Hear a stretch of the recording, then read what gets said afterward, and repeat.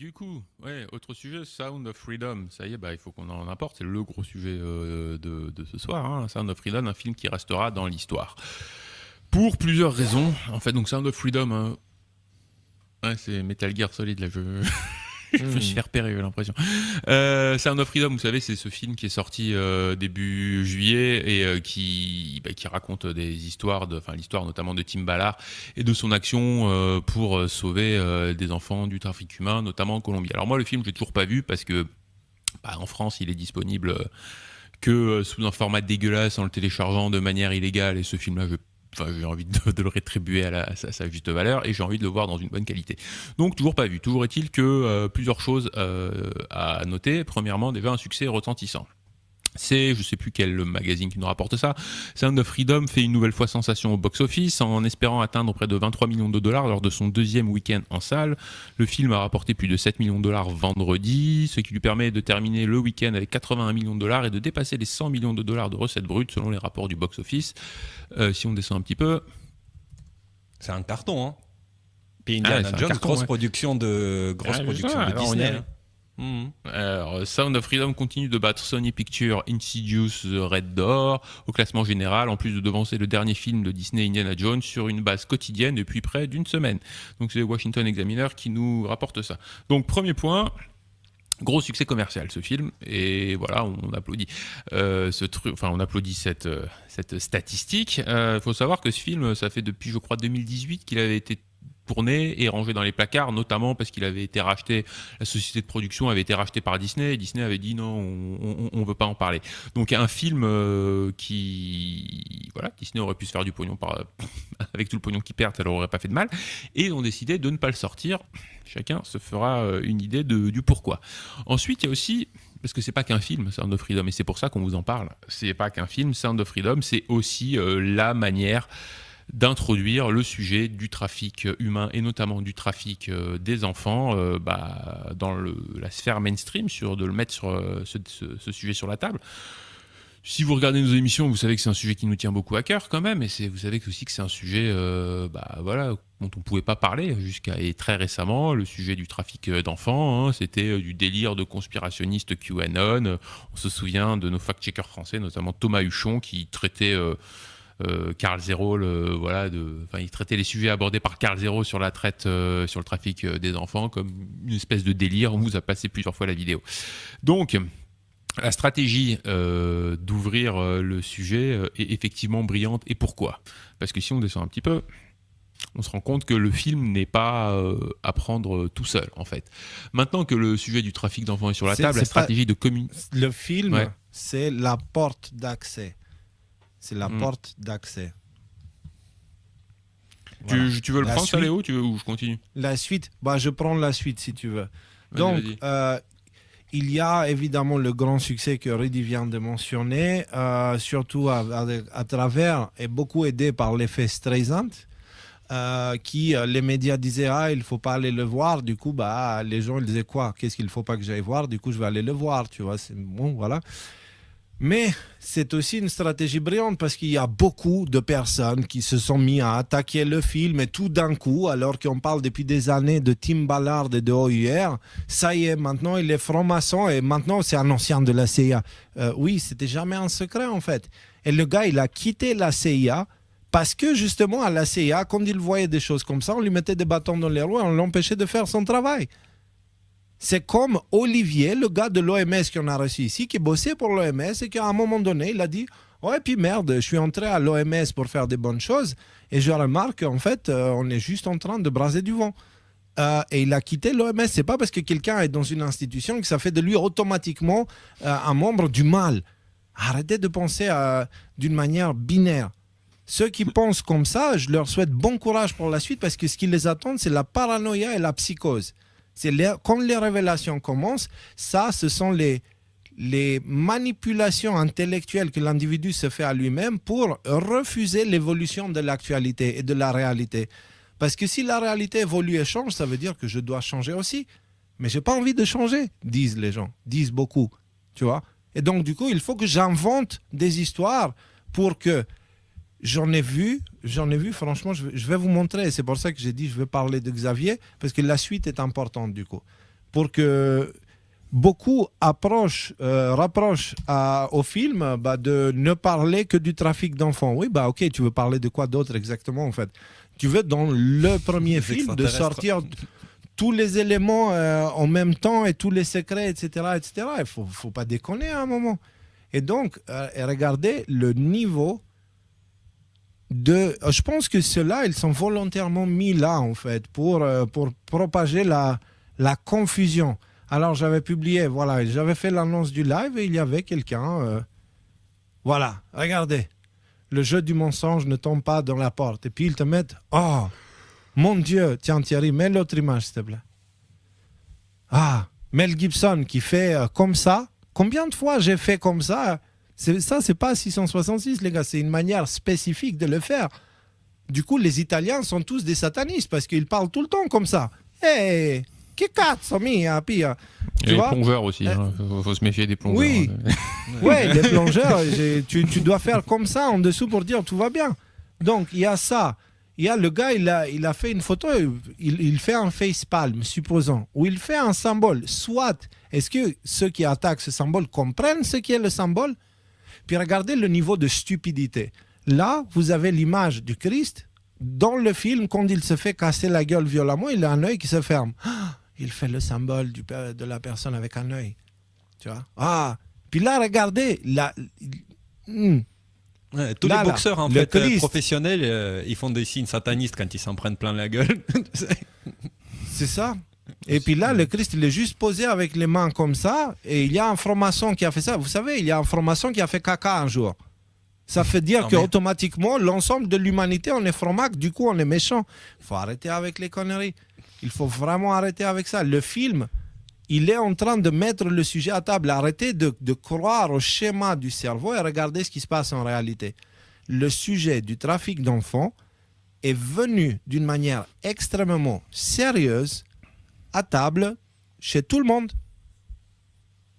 C'est visible aux yeux de tous. Et tous ceux qui propagent ce genre d'ânerie, comme l'autre Xavier là, dans le chat, qui dit « Ah oui, mais le cousin du voisin, machin, il était comme ça », sans apporter le moindre argument. Juste, je pense que... je lui ai répondu, tu sais ce qu'il a dit, Clint Eastwood, sur les « je pense que hein ». Et voilà, c'est les avis, c'est comme... Voilà, je ne veux pas aller plus loin. Et donc, le film, il est sorti. Et on lui reproche, mais ça donne pas beaucoup, alors que le film donne énormément. Mais ceux qui prennent le temps d'analyser l'histoire, ils verront qu'en fait, le film, c'est le premier dominant qui est lancé. Pourquoi? Parce que je suis abonné dans la newsletter de OUR, et depuis la sortie du film, régulièrement, je reçois des messages pour me dire, tu sais, ce personnage dans le film, en fait, qui s'appelle Batman, c'est un vrai personnage. Et du coup, laisse-moi te raconter la vraie histoire de ce personnage-là. Et du coup, par exemple, il te dit, le mail que j'ai reçu dans la newsletter, le personnage de Vampiro, également connu sous le nom de Batman, est basé sur une personne réelle. Tout ce qui est dit à son sujet lorsqu'il est présenté à Tim dans le film est vrai, sauf lorsqu'il est dit qu'il a passé du temps en prison. Le véritable Batman n'a jamais été en prison. Dans le film, Batman raconte à Tim qu'il a changé parce que blablabla, il raconte l'histoire. Et donc... il vous raconte l'histoire de ce gars-là qui, il a couché avec une femme, une prostituée, il s'est rendu compte que cette prostituée, elle était trafiquée contre sa volonté. Et du coup, il a entendu parler de ce réseau de trafic et ça l'a rendu malade. D'accord? Et de ce fait, parce qu'il s'est rendu compte qu'il est en train de violer une personne contre sa volonté. Ce n'était pas une personne qui faisait ça avec son propre consentement.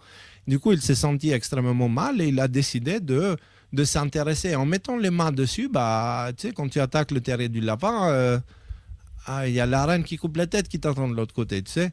On s'y perd. Et du coup, cette personne-là, il s'est lancé et puis il a essayé de sauver des personnes et aussi des enfants. Et c'est un vrai personnage. Avant que tu ailles plus loin, Léo, juste, vous avez le lien sur la newsletter de OUR, juste au-dessus, là. Vous pouvez cliquer dessus et vous abonner, vous mettez une adresse email. Là, juste newsletter OUR, là. C'est ici. Si vous voulez aussi, c'est en anglais. Mais voilà. Et la newsletter d'OUR, si vous cliquez sur le lien, ça vous amène là. Vous descendez en bas.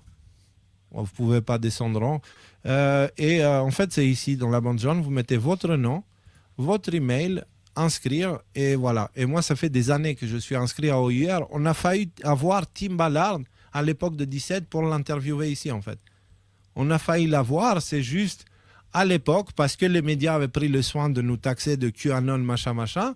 En fait, finalement, moi-même, j'ai dit, écoutez, je dois avouer qu'au niveau médiatique, je ne suis pas certain que ça va vous servir. Donc finalement, voilà, ça ne sera peut-être pas une bonne idée. C'est moi qui l'ai dit, parce que je voyais que ce que faisait ce gars-là et cette institution-là était important. Et simplement le fait qu'ils viennent dans une émission QAnon, ça aurait pu être servi contre eux. Donc j'ai dit, ne viens pas. Et ça, c'est quelque chose qu'on a déjà fait plein de fois. On a dit à des personnes qui voulaient venir, c'est peut-être pas intelligent parce que sinon, tu vas te faire attaquer et je ne sais pas si tu pourras supporter les attaques. Donc, voilà. Et je ne dis pas qu'ils ne pourraient pas supporter les attaques, mais ça aurait nui à leur travail. Alors voilà, mais l'histoire ne s'arrête pas là en fait. Là, il y a... j'ai publié ce post, voilà. J'ai publié ce post qui fait référence à un autre concernant l'article du Monde qui a essayé de fact-checker le film. Et dès le début de l'article, William Oduro, il dit « Le film Sound of Freedom est inspiré de faits réels, mais contesté par les spécialistes. » Alors, quels faits sont contestés? On ne sait pas. Qui sont les spécialistes aussi? Quels spécialistes? Il y a des spécialistes en pédophilie aujourd'hui? C'est quoi Il y a des gens plus spécialistes que le gars qui a sauvé plus de 5000 enfants avec ses opérations et qui a arrêté plus de 5000 criminels. William Oduro, il serait plus spécialiste en fait, c'est comment, ça marche comment? Et du coup, aujourd'hui, j'ai reçu aujourd'hui ou hier, je crois, j'ai reçu un email dans la newsletter qui disait voici les images, les vraies images de l'opération de sauvetage mentionnées dans le film. D'accord? Donc, et ce sont des images qui viennent de CBS News, média mainstream, qu'on a traduit pour vous. Alors, on va les regarder ensemble. Et pardonnez-moi pour le ton de colère, mais il va falloir qu'on parle à la fin justement de la vraie nature des révélations. Parce que là, il faut comprendre quelque chose. Les médias, ils ont pris le soin de mettre dans le même tiroir les chercheurs de vérité et les parano décervelés, en fait. Dans le tiroir du complotisme. Vous comprenez? Donc du coup, nous, chercheurs de vérité maintenant, on continue à faire nos trucs, on essaie de comprendre ce qui se passe, on voit les choses évoluer, etc. On essaie de propager les bonnes nouvelles et on a les paranos qui sont dans le même tiroir que nous et qui commencent à raconter des bêtises, mais d'un niveau terrifiant. Tout à l'heure, quelqu'un m'a dit, ne dis pas que les gens sont bêtes. Tu m'excuseras, mais intellectuellement, l'humanité, ce n'est pas son plus haut niveau. J'étais récemment à Florence, où j'ai tourné quelques images pour Y-Files, d'ailleurs, que vous allez adorer. Et à Florence, j'ai vu des images de cette époque, 1400, 1500. Même si l'humanité était un poil plus violente à l'époque, je peux vous dire que niveau intellectuel, niveau artistique, etc., c'était pas la même chose. Aujourd'hui, le monde glorifie des chansons qui disent... enfin, je ne peux même pas dire le titre tellement c'est dégueulasse. Vous comprenez? Donc, tu m'excuseras, mais j'ai beaucoup de raisons de dire que l'humanité, elle ne brille pas en ce moment. Tu vois, ce n'est pas... Elle va briller, mais pour le moment... Voilà. Alors, regardons les images. Sous-titrées.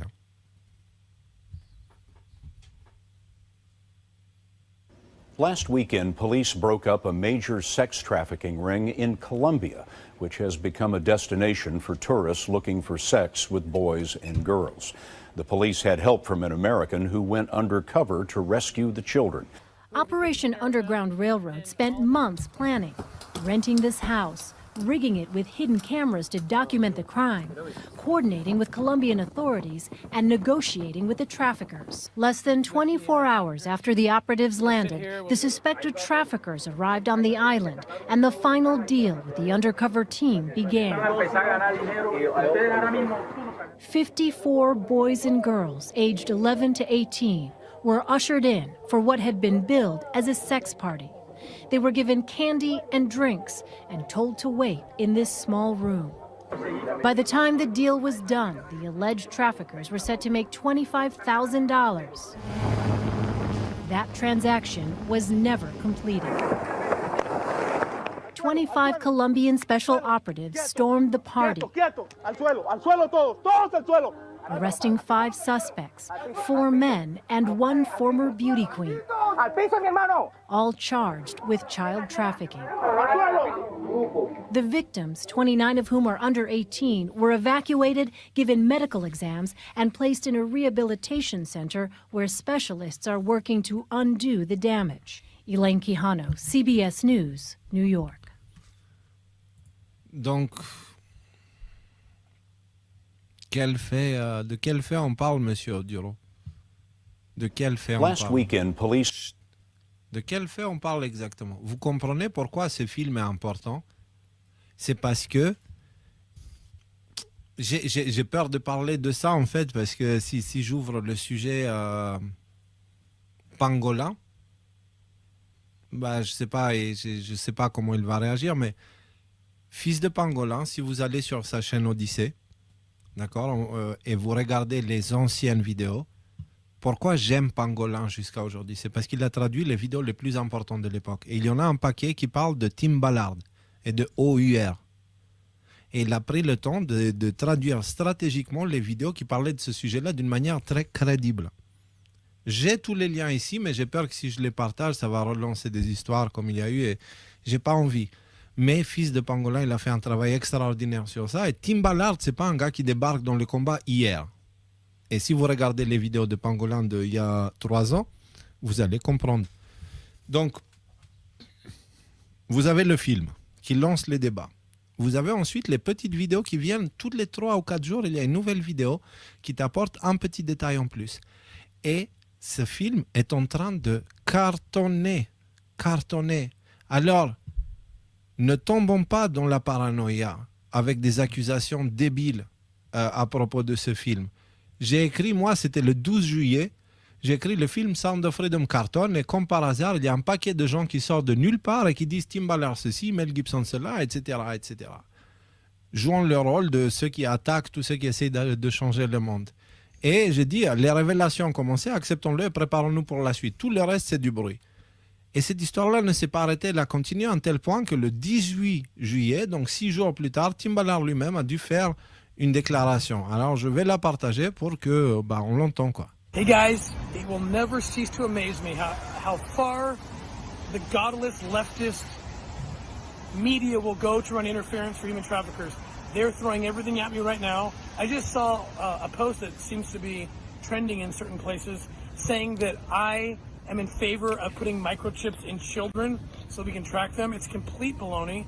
I've never weighed in on that. I've never said anything. In fact, I'm very much against anything that would allow the government or others to control children.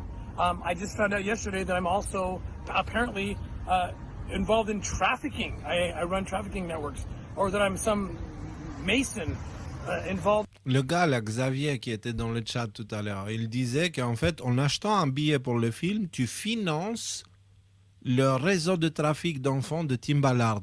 Peut-être. Copain, dans ce cas, peut-être que, je sais pas, moi, avec les siens, on referait le monde. Et si ma grand-mère avait... je vais pas aller plus loin parce que, voilà. Et donc là, justement, il parle de ça. Il y a toutes ces histoires qui sont sorties. Bref. Inutile de continuer. Il explique la chose. Je veux dire, même moi, si vous tapez mon nom sur Internet, je suis terroriste, fiché, c'est tout ce que vous voulez. Je fais peur aux gens qui apprennent sur moi à travers les médias. Mais là, Tim Ballard, ils y vont comme des porcs. Ils y vont comme des porcs. Et il y a les plus faibles d'esprit qui vont tomber dans ces pièges-là. Ceux qui n'ont pas envie que ça change en réalité. Qui courent après la nouvelle sensationnelle et qui propagent tout et n'importe quoi sur Internet. Donc, qu'est-ce qui est important? Vous voulez savoir comment faire le tri entre le bruit et la vérité? Regardez les conséquences. Tout le reste, c'est du bruit. Quelles sont les conséquences de la sortie de ce film? Le sujet de trafic d'enfants ne peut plus être nié. Point. C'est aussi simple que ça. Pas seulement ça, mais il commence à prendre une ampleur que les autres en face, ils ont dû sortir le chien de garde de Rothschild. Thierry, si tu veux bien l'écran. Elle est traduite, Rudy, ou pas? Oui, elle est traduite. Oui, elle est traduite. Ok. Et vous semblez bien le connaître parce qu'il ne cache pas vraiment son association C'est un Rothschild, lui. avec ce véritable complot extrême qui implique, vous savez, de boire le sang d'enfants et d'autres choses de ce genre. Non, il ne le cache pas du tout. Et il y a beaucoup de gens qui sont dans ce monde des QAnon et qui disent « on ne sait pas trop ce que c'est, on se pose juste des questions ». Mais avec quelqu'un comme Jim Caviezel, il l'assume ouvertement, ils utilisent ouvertement ces théories. Il prend la parole lors des conférences QAnon et ce film est commercialisé soit auprès des croyants QAnon spécifiques, soit auprès de personnes qui ne sont pas des croyants QAnon, soit à des personnes qui croient au même principe que QAnon, mais qui prétendent ne pas savoir de quoi il s'agit. Et The Sound of Freedom se concentre sur un problème réel, celui du trafic sexuel. Mais ce thème, c'est un peu comme ce noyau de vérité qui alimente la théorie du complot QAnon. Vous avez compris l'idée, j'ai pas envie parce que l'idée. Voilà, Ouais, donc un c'est petit peu. QAnon, c'est pas bien, n'allez pas les regarder. Très bien, continue comme Trafic ça, parce que d'enfants, grâce à c'est cette mal. vidéo... Trafic d'enfants, c'est mal, mais il y a pire. Hein. Il y a les complotistes QAnon. Hein. Attention, hein, à ne pas leur donner des sujets de discussion. Oh, depuis le début, ils tapent là-dessus. Hein. Depuis TF1, j'ai revu récemment parce que depuis le TF1, etc., c'est un sujet sur lequel ils tapent pour discréditer tous ceux qui cherchent la vérité sur le trafic d'enfants et sur les sujets de pédocriminalité et tout ça. C'est des malades. Et là, ça continue. oui. Hein, Ça justement, continue je veux parce dire, que là, Rolling Stone, il dit Sound of Freedom est un film de super-héros pour des papas. Je vais juste sans passer cerveau, vite en sur fait. cette partie-là, si tu veux, là, parce que bon, alors voilà, Rolling Stone, voilà, ils ont fait tout un tas d'articles où ils disaient ouais, allez pas le voir parce que c'est du QAnon. Ceci dit, dans un des articles, ils admettent que le département d'État américain a indiqué que 600 000 à 800 000 personnes font l'objet d'un trafic transfrontalier chaque année, dont environ 50% sont des enfants. Donc en admettant ça, ils disent quand même que tout ça c'est des bêtises de QAnon. Très bien. Il se trouve que bon, voilà, peut-être que ça a rien à voir, hein, mais que Noah Chapman, rédacteur en chef de Rolling Stone, voilà, il a été pris la main dans le sac à protéger un bon copain à lui qui était perquisitionné dans le cadre d'une enquête fédérale sur la pornographie enfantine. Donc peut-être, voilà, il y a des trucs bizarres qui se passent entre les médias mainstream et la pornographie infantile. Je vous ai fait voilà, une petite sélection. On va aller très vite là-dessus. Hein. Donc toute la rhétorique anti-Sound of Freedom. Si tu veux bien descendre un peu, Léo. Alors, vite fait, Slate, voilà, pareil, hein, QAnon va au cinéma, bien que le film ne fasse aucune référence à QAnon ou aux théories conspirationnistes qui sont associées, c'est une information importante. Ballard lui-même a fait circuler des chiffres farfelus et non étayés sur l'ampleur de l'industrie du trafic sexuel, notamment l'affirmation selon laquelle 10 000 enfants sont introduits clandestinement aux États-Unis. Il y a Rolling Stone, il y a votre copain qui a dit que on parlait de 300 à 400 000 enfants par an. Donc à un moment donné, il faut vous mettre d'accord, là, les médias mainstream. Mais il n'y a pas que les Américains, hein, parce que la presse française n'est pas en reste. Ici, on a le Parisien qui nous sort un torchon du même genre. Est-ce qu'on peut descendre sur le Parisien ? On va aller vite. Hein. Voilà, Sound of Freedom, c'est quoi ce film qui agite la complosphère et qui cartonne au box-office américain ? En particulier, nous dit-il... non, ça c'est... Ensuite, bon voilà, hein, Sound of Freedom qui nous dit ça. Donc même histoire, hein, complot, théorie du complot, blablabla. Marianne... En particulier les adeptes des thèses complotistes de QAnon qui perçoivent dans le film une confirmation de leurs croyances. On va y revenir. Attention, alors ils nous disent pourquoi est-ce qu'on ne devrait pas aller voir ce film. Le 6 juillet, un article du réputé Guardian affirmait « Ceux qui sont à l'écoute de la fréquence perforatrice de tympan de QAnon ont répondu à l'appel du clairon qui mène directement au multiplex ». Si vous n'avez rien compris à cette phrase, c'est normal, parce qu'il n'y a rien à comprendre à cette phrase. Mais en tout cas, c'est l'argument massu de Marianne, qui fut un temps, c'est un magazine que j'estimais, pour nous dire ça.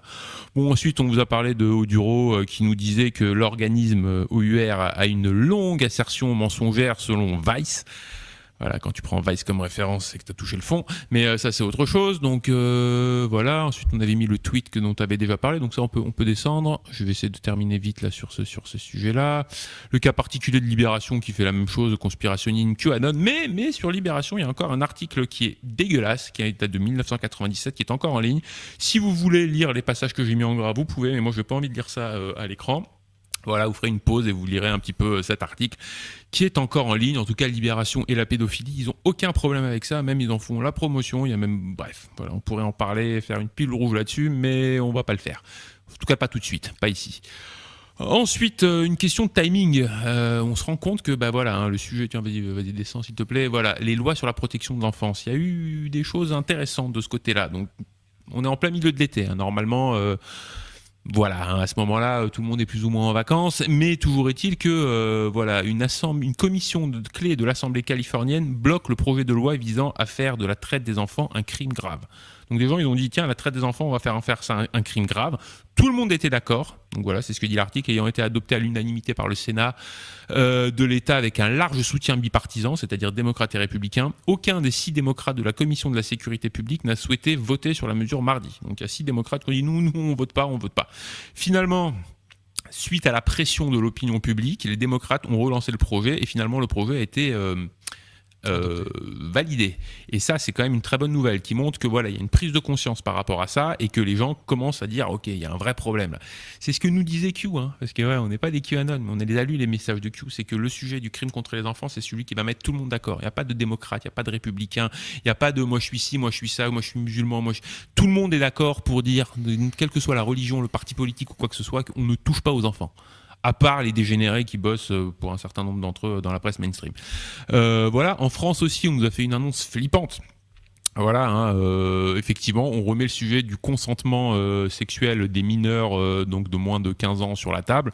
Et donc là en ce moment, il y a le Conseil constitutionnel qui va statuer là-dessus sur est-ce que des relations sexuelles entre des adultes et des mineurs de moins de 15 ans devraient être autorisées en cas de consentement ou pas. Toujours est-il que le timing est intéressant. Moi, j'interprète ça comme le fait que, dis donc, le sujet est sur la table, on n'arrive plus à le remettre dans la boîte. Donc, débrouillons-nous pour que si jamais on vient nous inquiéter avec ça, les lois ne soient pas trop sévères à notre rencontre. C'est mon interprétation. Je crois qu'on a... Ils avaient fait une loi il n'y a pas si longtemps et on en a parlé. Il me semble qu'ils avaient établi en fait qu'en dessous de 14 ans, si je ne me trompe pas, vous me corrigez, en dessous de 14 ans, la question de consentement ou pas n'est même pas étudiée en fait. Justement, là en ce moment, il y a une commission pour revenir. Il y a une commission qui est en train de statuer s'ils vont revenir ou pas sur cette décision-là. Mais c'est exactement de ça dont on est en train de parler. Une loi qui avait été faite sous Macron, comme quoi, il y a des trucs qui arrivent. Bon bref, là ils essaient de l'enlever. Est-ce qu'on peut descendre un petit peu, s'il te plaît?